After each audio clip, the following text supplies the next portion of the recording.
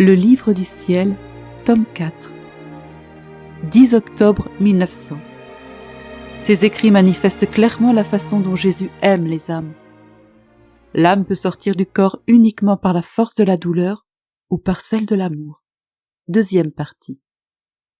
Après cela, Jésus béni me transporta vers une ville où se commettaient tellement de péchés qu'il en sortait comme un brouillard dense et pestilentiel qui s'élevait vers le ciel. Et du ciel descendait un autre épais brouillard, à l'intérieur duquel se trouvait condensé tellement de châtiments qu'il semblait suffisant pour exterminer cette ville. Je dis, Seigneur, où sommes-nous? Quels sont ces lieux? Jésus répondit, Ici c'est Rome, où de nombreuses abominations se commettent, non seulement par des laïcs, mais aussi par des religieux.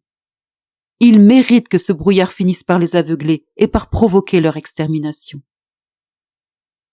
En un instant, je vis le massacre qui devait s'ensuivre. Il semblait que le Vatican recevait une partie des secousses. Les prêtres n'étaient même pas épargnés. Totalement consterné, je dis, Mon Seigneur, épargne ta ville de prédilection, tous tes ministres et le pape. Oh, combien volontiers je m'offre moi-même pour souffrir leurs tourments, pour que tu les épargnes. Remué, Jésus me dit, Viens avec moi, et je te ferai voir jusqu'où est parvenue la malice humaine. Il me transporta à l'intérieur d'un palais.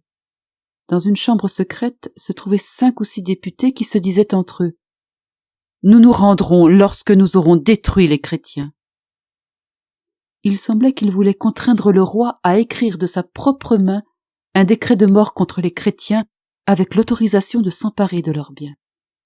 Il disait, pourvu que le roi nous donne son assentiment, ça ne nous fait rien si nous ne passons pas à l'action maintenant.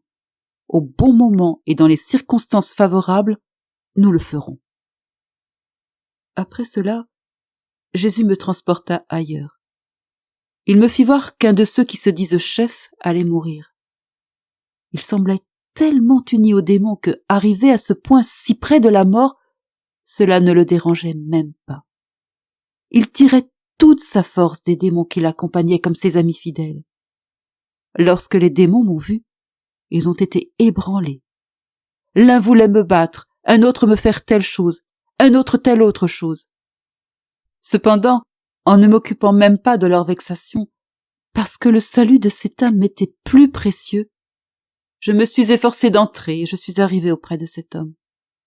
Oh Dieu! Quelle vue! Plus épouvantable que les démons eux-mêmes! Dans quel état lamentable gisait ce chef! Il faisait plus que pitié. Notre présence ne l'a pas ému du tout. Il semblait même qu'il s'en moquait. Jésus m'a immédiatement retiré de cet endroit et j'ai commencé à plaider auprès de Jésus pour le salut de cette âme.